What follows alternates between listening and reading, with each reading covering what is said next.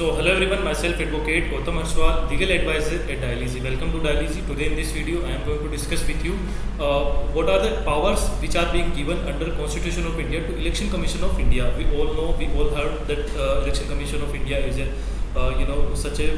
is a independent body which is being given certain powers through Constitution of India. So what actually powers it possesses, let's find out through this video. So the very first power which is being given under Constitution of India to Election Commission of India is using the delimitation or delimitation basically of delimitation Commission Act of Parliament as a guide determining the territorial boundaries of electoral constituencies across the nation. The second power is creating electoral rolls which are then periodically revised and enrolling all eligible voters.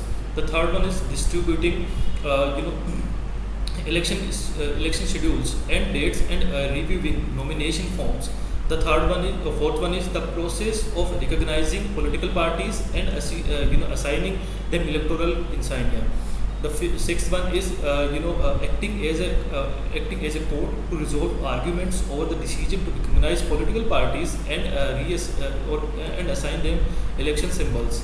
The seventh one is appoint investigators to look into electoral arrangements, complaints, etc. The next one is deciding on the code of behavior that political parties and candidates would adhere to during elections. The next one is putting together a plan to promote all political parties platforms on radio and televisions during elections. The next one is giving advice to President regarding issues involving the disqualifications of MPs. The next one is advising the governor on issues involving the removal of MLAs from the office. The next one is voiding elections in the event of violence, rigging, and other irregularities or etc. The next one is requesting that the president or the governor requisitions the personal lead to conduct elections. The next one is advising the president to extend the state of emergency after a year by recommending whether elections may be held in a state that is under their control. The next one is political parties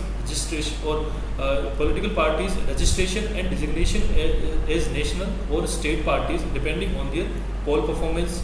The next one is deputy election commissioners assist the commission in carrying out its duties.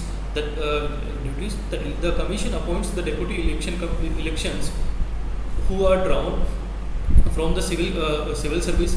Their tenure is predetermined.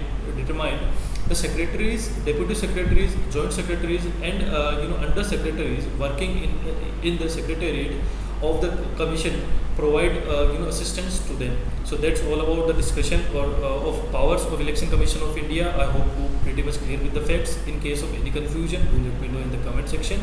And don't forget to subscribe to the channel Dialyzy. Don't forget to share the video with your close ones because we always come with some legal content and business ideas on the same channel Dialyzy. See you in the next video. Till then, bye bye. Take care.